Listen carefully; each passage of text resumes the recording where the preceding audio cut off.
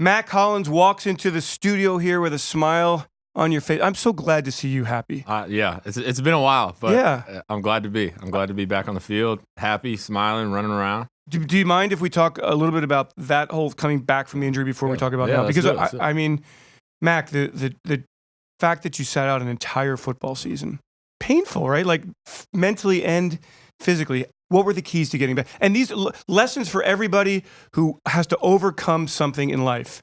How'd you do it? Yeah, it was definitely a tough journey. You know, you never expect to, sit out something that you've done your whole life. You know, football has been what I've done every year of my life since I was probably like 10 years old. So to sit out a whole year and not be able to do it, it's rough. But the biggest thing is to have those people around you that can support you when things get rough. You know, it's not something you can do on your own.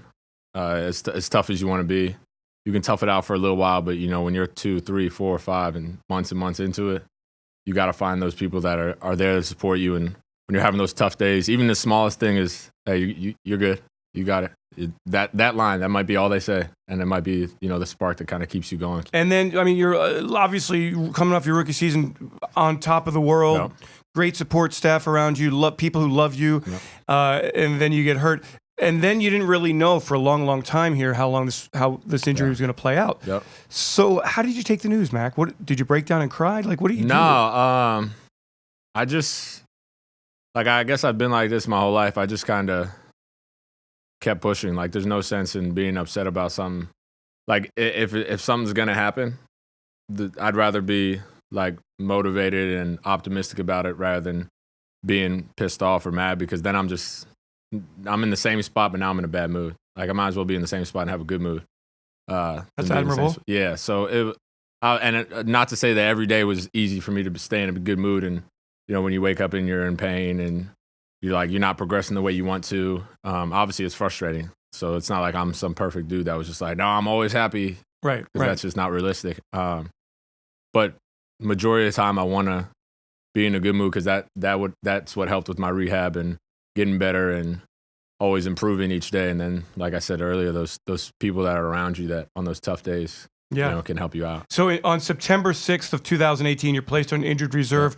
With in your mind, maybe I can get back this year? Still thinking that? Oh, yeah.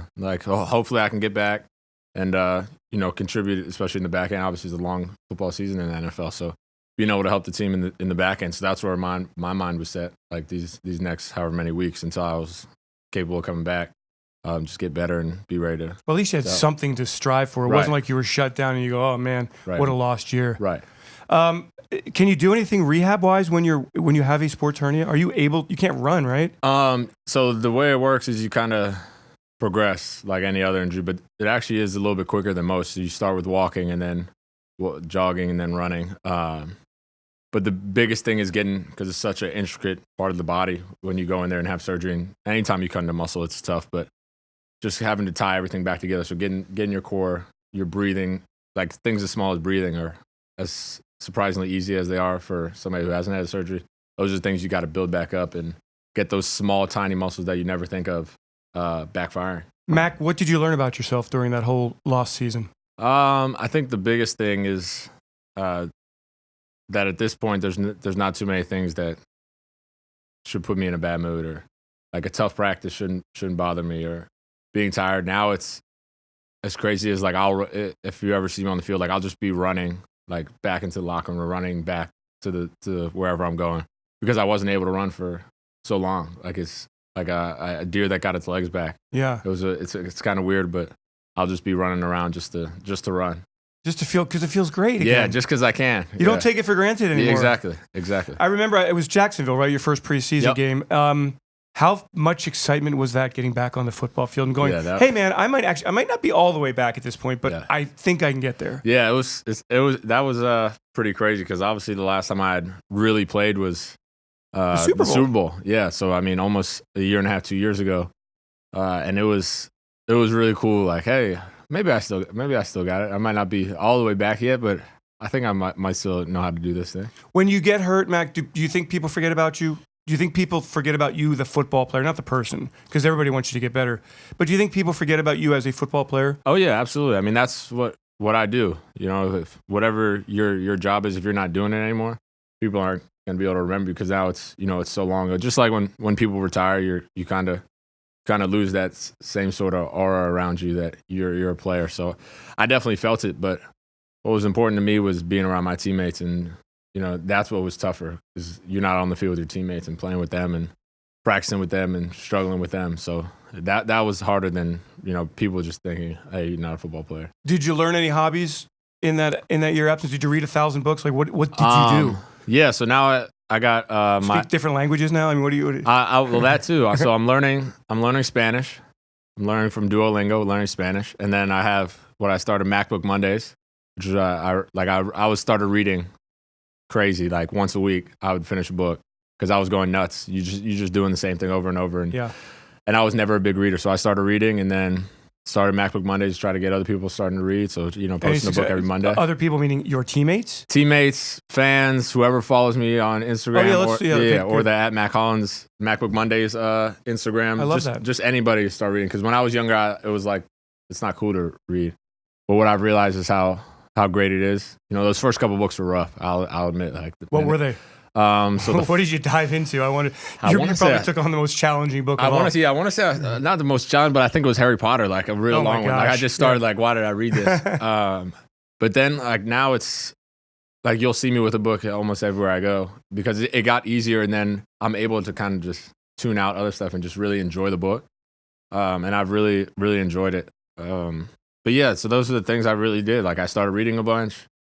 And I already did I guess weird stuff like the Rubik's cubes and stuff like that. Just thinking stuff. That's not weird. Thinking is not weird. Yeah, that was just the stuff I already did. So I guess the reading and the Spanish were the two I really picked back up. Did you fear that you would maybe never play football again, honestly? Yeah, there were definitely times where I, maybe not ever again, but at the same level, be able to come back. And because there was days where I'd wake up and it was it's hard to really walk around and you just feel it because it's just so scar tissue down and stuff in there. But then, you don't realize when you've made the progress, where you're flipping the switch and going the right direction. But one day you're just like, oh, I remember when I wasn't able to do this 2 weeks ago, 3 weeks ago, but now all of a sudden I'm doing it with no problem. And it just happens. And then you kind of forget how you got to where you were, but you're there. So you're back. Are you better now than you were? Yeah. I feel so much better. And then especially the mental part, because obviously I missed a year physically, but mentally I was able to pick up the offense so much better and just learn how things move in the NFL and feeling more comfortable in my body and my body of work when I'm out there. So it's I found the good in it for sure, but it was definitely a tough road. I wonder what it was like for you, Washington Redskins home opener. You made the 53-man roster. Were you nervous, by the way, that you wouldn't make the 53-man roster? Oh, yeah, I was nervous. I've been nervous. I think I saw you at a gas station that day. Oh, yeah, probably. And I was like, I wonder if Mack made it. Because I was coming into the office and you were leaving. I thought, oh, maybe, I don't know what's happening here. I was a little scared of saying anything. I didn't know. Yeah, no, but since my rookie year, I'm always nervous because I always think I can do more and, I could left some plays out on the field. So I think I'll always be like that until the end of my career. Can you be a better technique? Can you be better in your technique having stepped away from the game and observed? Do you feel like you're better with your release, with your route running, with all the little things? Yeah, that was really big for me. Not even as much that type of stuff, but learning what coaches see. Because when you're out on the field, you have your view of what's going on, and what a saying a lot of coaches say is you're seeing ghosts sometimes. You're out on the field and you're like, this guy did this, and then you look back at the tape and he didn't do anything like what you saw. So I was able to be on the sideline and kind of see the bigger picture of how you not getting your depth on this route affects somebody else's route, or you taking this angle instead of another angle, how much that affects the overall scheme of the play. And that's helped me a lot in just understanding, do my part and take care of my business, and everything else will take care of itself. My belief, Mack, is that players have their most difficulty after the game is over, after their career is over, because they're off schedule. Yep. Here, you're on cadence. You know everything you're going to do every day. Is this going to help you in the big picture someday in life when you're done playing in 15 years, that you went through that year and you had to fend for yourself? You had to create challenges for your brain. Oh, yeah, I'm sure. Because like you said, it's tough when your whole entire life, you've had the same schedule, basically. You practice all week, game on the weekend. Practice all week, game on the weekend. And then, you go 20, 30, sometimes 40 years if you play for that long. And then all of a sudden, you wake up, you have nothing to do. You don't have practice to go to. You don't have a game. You don't have any tape to watch. and it's scary for a lot of guys because they don't know what else to do. And that's what's, I think, bigger now than it was, 20, 30 years ago, even 10 years ago, is the importance of having other things in your life, not making football your one and only thing. So in the off season, maybe going to go do an internship somewhere or some you enjoy, because once you're done and football is done, most guys have 50, 60 more years of life left, and you can't just sit back on. Fill it up with something. You got to fun. fill it with something and pay the bills. Exactly, by the way, the bills and won't raise pay your family. themselves. Yeah. Did it take a while for you and Carson to get back on the same page, or did it kind of come very organically? That kind of came back pretty well. I actually remember the first time I think he threw a ball to me was in the very last day of OTAs, maybe this past season. And when I caught the ball, I came back. He's like, "Dude, I didn't even know that was you out there." Oh, that's I was like, great. "Is that Mack?" Because it had been a year since he'd thrown me a ball. That's really. incredible. Yeah, so it was. But those things just click back. I think like the receivers and Carson and our quarterbacks have such a good relationship, and it's just like we have so much fun out there that the ball just slings around. And for you, Mack, the burst is there. Everything's there. Oh yeah, it feels your good. numbers are good. You're catching the ball great. Yeah. I mean, this is beautiful to see. How do you feel about the offense? How do you feel about the way good. things are coming together here? I feel real good. I think we're gelling together really well. Obviously, it's been tough when without D-Jack. He's obviously one of the best to ever play the position. Amazing, right? When you watch him track the football in the air. He's incredible. And the speed he has. So it's obviously tough when you lose a big playmaker like that. But we did it in 2017, and when he comes back, it'll be even greater because now we can really turn the offense up.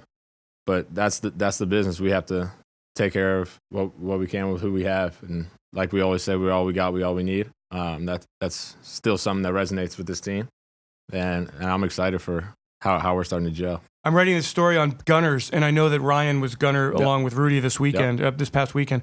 And the one question I didn't ask you, and it was fascinating listening to you talk about being a gunner because it's a mano thing. Oh yeah.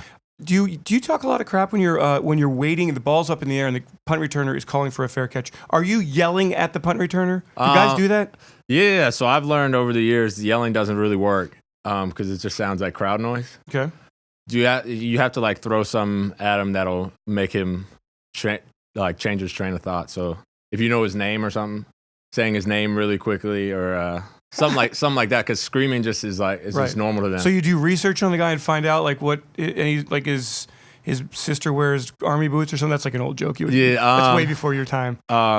We find out like we study up on all our opponents, especially obviously returners, because those are the guys that are the ones with the ball in their hands. But we'll know whether it's their name, their where they grew up, what school they went to, parents' name. But no below the belt stuff. That's stuff. Right. Oh, really? There's certain stuff that's like talking about people's family and stuff. Okay, I didn't know that. At least for me, that's always like I'd never. I thought it was just anything goes on the football field. Oh no, there's certain stuff you should people's kids and stuff you should never talk about. I'm sure there are people that do, but there's certain limits to where I'll go. I like to hear that. Yeah. All right, we got 5 questions for Mack Hollins, who's here with us on the Eagles Insider Podcast, presented by Lincoln Financial Group. Question number 1: what is your pregame ritual? What is the thing that you must absolutely do before a game? So I've switched around a lot. So in college, I used to always have to have Hershey's chocolate milk, a little small box of it. But I always now there's this breathing thing I do. It's called Wim Hof. He's the ice man. I know that. Yep. Yeah. So I always have to do that before a game. How long do you do that? 30 minutes. 30 minutes. Yeah. So I do 6 rounds of it, and it just helps me clear my mind, kind of relax, get in tune with what's happening with me, how I feel, and then get ready for the game. So that's my new pregame ritual. That's a cool ritual. Yeah. What is your greatest feeling that you experience on the football field in general? What is the greatest feeling? Since college, it's been if I make a play that like is the reason one of my teammates scored. Like it used to happen a lot with like on punt return with my teammate Ryan Switzer in college, like breaking a block and then go getting another one or something like that. Because I like having my teammates score is like the most exciting thing for me. Like I'm always turned up for my guys to score. Not for when you get to do the backpack dance. Oh yeah, that's all great too. I can't say I don't love scoring too, but when my guys score, that's when I can really go crazy. Is the backpack dance still among you kids out there? Is it still a thing? Are people still doing the People are doing it all. Yeah. I still rock it here and there. I still got plenty inside Yeah, I know the bag. kids just come right up to you and do it all the time. I right? have plenty of dances inside my backpack that I'll bring out. I'm sure you do. All right, describe, if you would, Mac, how does your body feel after a game? It depends. So there's some games where you'll wake up the next day and feel fine. And then there's some games where you wake, like the adrenaline's going, and then you wake up the next morning and it's like tough to get out of bed. Your body's just beat up. So and I'm a receiver, so this is like mine's a sometimes. I'm sure O linemen and defensive players, it's like every game you wake up and you're hurting because they take so many hits. But for me, like there's some games where I'll have a couple bruises, but nothing crazy. And then other games, I'm like, oh gosh, I don't know if I'm making it today. And you still biking to work? Oh yeah. And it doesn't bother your legs? No. It keeps them going. Okay. You're wearing a helmet, right? Yeah. Okay, good. I'll just making sure. If you weren't playing football, what would you be doing? Ooh. I'd say probably something with my snakes, reptiles. Still doing that, huh? Yeah, whether that's a pet store or something like that, or either that or working on my presidential campaign. Now we could use a good man like you. Yeah. Are you still? What do you have going on with the reptiles these days? So still just the 2 snakes. Okay. I'm thinking about adding 2 more. What do you feed them?